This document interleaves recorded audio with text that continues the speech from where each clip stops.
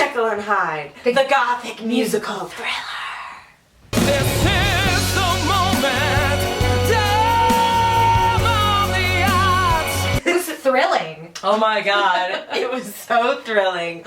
Guys, I mean, I had a feeling that I might, like, love this show, because I do love the music. I had also a feeling that I might, like, hate everything about it. And then I was like, no, I love it. I love everything. I love everything that's happening on that stage, like, everything. It's so wackadoo, and everyone is giving it their all. Yeah. Just leaving it all out on the stage.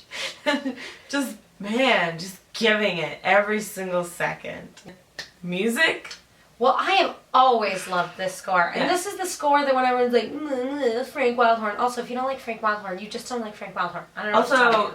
Americans, you're stupid. But anyway, I'll be like, I've never seen a Frank Wildhorn show. This is when I'm defending Jekyll and Hyde, and this is before Bonnie and Clyde, Wonderland, blah, blah, blah. But the score is so great. And he wrote the score, so I don't understand you. This is the moment. I've dreamcast so many people's voices in that song already that, like, I will do a concert that is just, this is the moment. Yeah, I would see that concert, that song over and over again. Different people singing that. Oh my god, and the concert would be called This Is the Moment. Yep, this is the moment for This Is the Moment. Oh, guys, listen, everything about it was amazing. Almost. Yeah, I was like, it's not perfect. Well, I mean, the problems I had with the show were not the show. It was more like, you know, right off the bat, you're like, oh, right, it's a tour set. So that's disappointing, but also, you know, not unsurprising. Sure. And it's a good tour set. It is not a Broadway set. It's not on par with Broadway. It's clearly pack it up, move it out, get it out of here. A little disappointing, but I get it. Yeah. You know, works really well in that theater. And then obviously the confrontation was like a boner killer. I'm really upset about it. Yeah. I held out hope even though I knew it wasn't true, and I looked in the playbill afterwards hoping that there would be some sort of offstage singing credit for Hyde, which I knew wasn't true in my heart of hearts. But no, unacceptable. It's not even like double vocals. It's not even like Christine's high note that she can't hit every week. It's like half of a song is pre-recorded. I feel differently though. No. Because we clearly were not under any assumptions that there was that half the song was live singing. Christine's high note. All right. Okay, I see the difference. They are faking you into thinking that you're hearing live singing. At no point during the confrontation was I was like, oh, it's recorded. Which, it's more I see the difference. A stylistic choice. I do see the difference. Yeah. I wish it was all live, because I would also really like to see Constantine do that song. That song, that is part of the fun of that song. That is the fun of that song, and you took it away from us. Hello, Nancy Opal, Toxie. Get it together, guys. And it's possible. The First Lady song, 1600 Pennsylvania Avenue, where she plays all the First Lady. Oh my god, Kevin Daly's going to be so mad at you for not knowing that. Everybody loves to see a singer be like, I'm one person, I'm another person, I'm one person. And whoa. I wanted to see that. It was disappointing. It's disappointing, but, you know, I guess I sort of see it as one of those things where someone was sort of artistically like, hey, you know what's an idea that could work?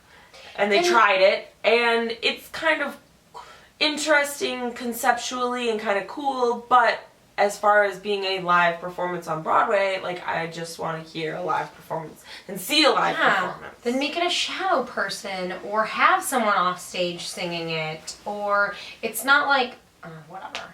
I'm never going to be okay with it. Why don't we get you out of your funk and talk about Constantine Maroulis' voice? Yeah. Yeah. Let's do that. Whoa, guys. Yeah. It's like, I'd never seen him in anything before. And then, you know, he's kind of got a little bit of a bad reputation, I'm not gonna lie. And so I was kind of like, I don't know, guys. I'm on the bus, on the Constantine bus. He's Watch out. He might sleep with you. Amazing. Oh. Tried Not worried to. about it. Tried Not to. worried about it. Anyway. His voice is stupid beautiful and amazing and sickening and belting, and I would like to listen many times, please. Yes. Concerts, do some... Wow. I mean, I've seen Rock of Ages 4 times, and I saw him 3, I believe. And yeah, I knew he could sing. I was a little concerned about this because they did release that music video of him singing This Is the Moment, and it was like done kind of like weirdly contempo rock style, but he just flat out sings the shit out of it. Like straight up, I mean, it's Jekyll Hyde, so it's a little pop rock musical, but it still is musical theater, and he's giving you musical theater.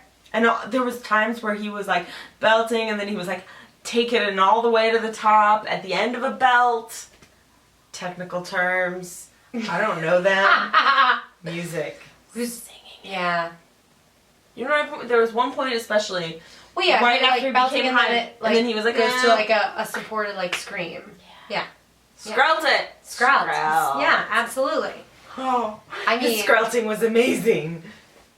Yeah. Incredible. And his hide was like, I was like a little into it. I don't know what happened. I was like, whoa. That's what I'm saying. You're like 50% grossed out and 50%, well, you probably are more grossed out. But I was like half disgusted and half into it. I was like, maybe like 80-20. Right. You know? Which I was 20, kind of that's like a high percentage for you. 20 into it? Yeah. From This Is the Moment, it took a little bit to get into it. But once he hit This Is the Moment and then changed to Hyde, that show was just like, boom! It was like a roller coaster for the rest of the show. Which is funny too, because I did feel like it took a little getting into, but in my mind I was like, oh, I could just go straight from This Is the Moment. But I actually really, really love that song, the Facade song. Oh, yeah. Behind the Facade. The opener. I like that song a lot. That was great. That was really interesting, and I like the way they staged it. Mm-hmm. And I liked all those supporting people. They were all really great. Mm. Those costumes were pretty sweet. Yeah, I liked they were like straight up period, but then they had like modern touches and like glitter. Like also like the ensemble ladies were wearing like, it was a period from like the waist down, and then from the waist up it was like just a straight up corset, and then sometimes they had gloves, which was like not period at all, Right. but like it was or like like mesh, not mesh, but like see-through sleeves. Yeah. Deborah Cox. Wow. Sang. I was actually really blown away by her. Yeah. Like, incredible, because I'm actually pretty completely unfamiliar with her, and that needs to change. She did Aida. Yeah. Whoa, gotta hear that. She's awesome and really like sexy and powerful, but then also, you know, especially because you start with Bring On the Men, and she's so like, she's in charge, but you can also every moment see on her face, you know, the like the pain and struggle that's going on behind. And then at the end, when, you know, the guy that owns the brothel or whatever is like, I'll see you later, and then you're like, and your heart like breaks for her. Yeah, she was amazing. Oh my god, she sang them songs. She looked awesome. My only criticism, I wish that they had given her shorter heels so she could move a little freer. Because you could tell that she was like, I'm wearing very high heels. They were like stripper heels. They were way too high. She was a stripper. Moving a little unnaturally. You know, a little more like, oh, don't fall. Yeah, like a little more conscious of not falling over, especially when there was like action happening. Teal Wicks. Great. Doing that part. Absolutely, Emma, in the Cosette of Jekyll and Hyde. Thankless ingenue parts. Yeah. But she has some really great songs. I mean, she's an alpha, so she can sing. Yeah, we know that. She has like some sass in those first few scenes. She didn't have that many scenes, but I thought she brought a nice sass to them. Yeah. In His Eyes, both of those ladies. Doing it hard. Yeah. They sounded great together. My favorite part that he did, Ryan Gallagher, as Savage, was when Hyde shows up and there's the 3 of them, the lady governor and the other one and him, and he sees Hyde and he goes, oh no, and then he runs away. He was amazing. It was so funny. He was like the guy in the show that was like, I get this show. Oh man, yeah. I know what the He's show's deal is. Everyone else was like giving it, and he was like, ah, He was the Uma Thurman of the show.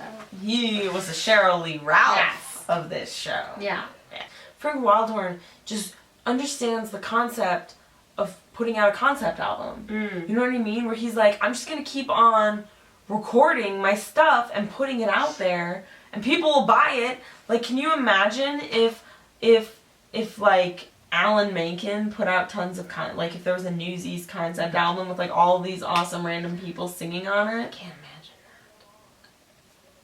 Or like Stephen Sondheim, tons of concept, like a Follies concept album, or like, I'm just saying, like, I really do appreciate all the concept albums that he does, because I listen to them and it's awesome. You get so many different takes on songs, different people.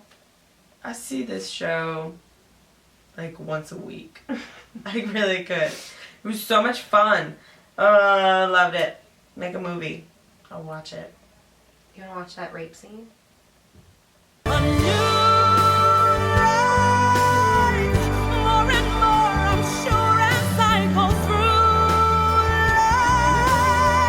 life. I love Frank Wildhorn so much, and I just hate everyone. Oh.